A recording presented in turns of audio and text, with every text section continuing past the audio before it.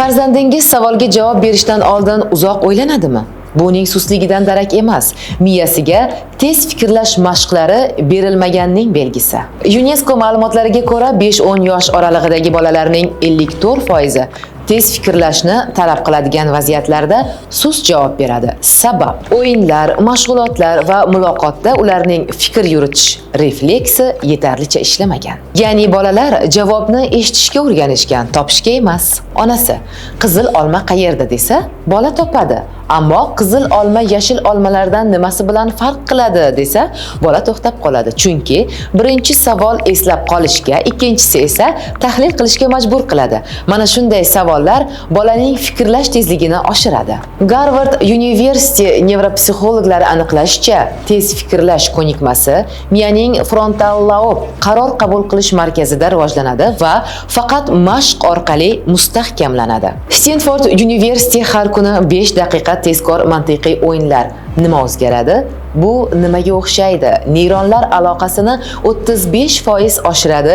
Cambridge University tez fikrlaydigan bolalarda diqqat va javobni tuzish aloqasini mukammal ishlaydi. Finlandiya maktablarida Brain Gym dars oldida 5 daqiqa tez fikrlash o'yinlarini o'ynadi. Natija fikrlash tezligi 2 barobar oshgan. Farzandingiz savollarga tez javob berish uchun mashq qilyaptimi yoki u faqat to'g'ri javob kutyaptimi? Bu savolga mutaxassisdan aniq javob olamiz.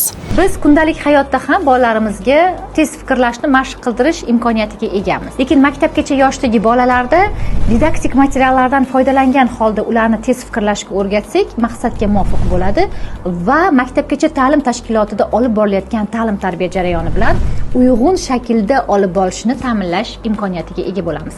Misol uchun, biz bolalarimizni tez fikrlashga o'rgatishimizda quyidagi didaktik materialdan foydalanishimiz mumkin. Uni oldiga didaktik materiallarni qo'yamiz. Mana, masalan, biz shakllarni o'rgatmoqchimiz va ranglar misolida.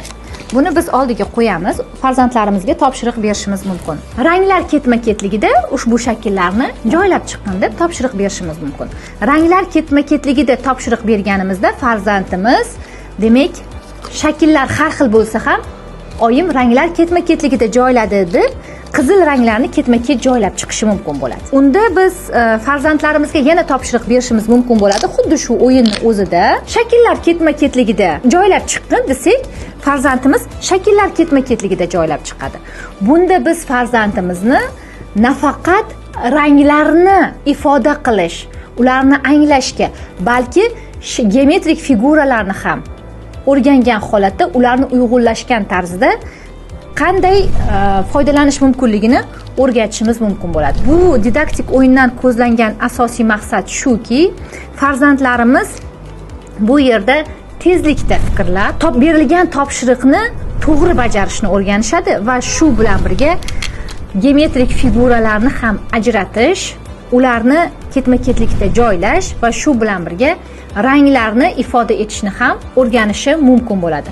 Shu bilan birga biz farzandlarimizga tez fikrlashni o'rgatayotganimizda ushbu o'yinlardan ham foydalansak bo'ladi. Farzandimizga topshiriq berishimiz mumkin. Sariq ranglarni bir joyga jamlaysan, ko'k ranglarni bir joyga jamlaysan deb topshiriq beradigan bo'lsak, farzandimiz buni albatta yoyib qo'ygan holatda bo'ladi. Farzandlarimiz bularni joyidan yig'ib, uni joylashga harakat qiladi. Ushbu joylash orqali biz farzandlarimizda nafaqat ranglarni, balki figuralarni ham birgalikda o'rganib, ularni ajrata olish imkoniyatini yaratib beramiz. Albatta, ota-onalar ta'lim-tarbiya jarayonini sifatli amalga oshirishda maktabgacha ta'lim tashkiloti pedagog tarbiyachilari bilan bu ishlarni hamkorlikda amalga oshirishsa, mantiqiy ketma-ketlik to'g'ri izchil shaklda amalga oshiriladi. Ilk qadam davlat o'quv dasturida belgilangan o'quv reja va dasturlarni to'liq amaliyotga joriy etishimizda, farzandlarimizga buni o'rgatishimizda biz nafaqat pedagoglarga tayanishimiz, balki biz ota-onalarning ham ko'magida bo'ladigan bo'lsa, ushbu jarayon yanada sifatli va samarali bo'lishiga zamin yaratiladi.